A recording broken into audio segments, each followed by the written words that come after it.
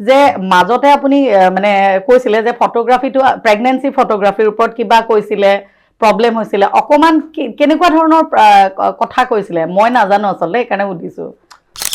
কি কম আৰু এতিয়াতো গমেই পাইছে এতিয়া বলিউডৰ আৰু ইভেন হলিউডৰো ইণ্টাৰনেশ্যনেলি ষ্টাৰবিলাকে কি কৰিছে তেওঁলোক যেতিয়া প্ৰেগনেণ্ট হয় একদম পেটটো উলিয়াই পেলাই বিকিনি শ্বুট কৰে হয় হয় এইটো কি এইবিলাক কি ট্ৰেণ্ড আমি লেডি এগৰাকীক বা নাৰীক যি ধৰণে সন্মান দিব লাগে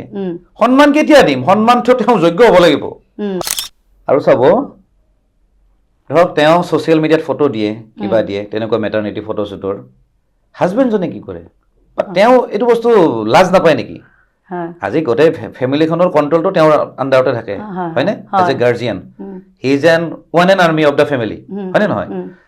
তেওঁ কি ধৰণে সেইটো বস্তু এপ্ৰুভ কৰে যে ঠিক আছে তোমাৰ এই ফটোশ্বুটৰ মেটাৰনিটি ফটোশ্বুটৰ ফটো তুমি হেৰিত দিয়া ছ'চিয়েল মিডিয়াত দিয়া হয়নে কথাটো মই সেইটো আচৰিত লাগে মই মানে অকণমান ডুৱেল মিনিং কৰি ক'লো যে আমি যেতিয়া সৰুতে এই মেলাত যেতিয়া যাওঁ নহয় বেলুনটো যেতিয়া ফুলাও নহয় অমুক কালাৰৰ বেলুন এনেকৈ বেলুনটো লৈ লৈ আমি ঘূৰাইছিলোঁ দেখাইছিলোঁ বস্তুটো ফুলাইছেতো তেওঁৱে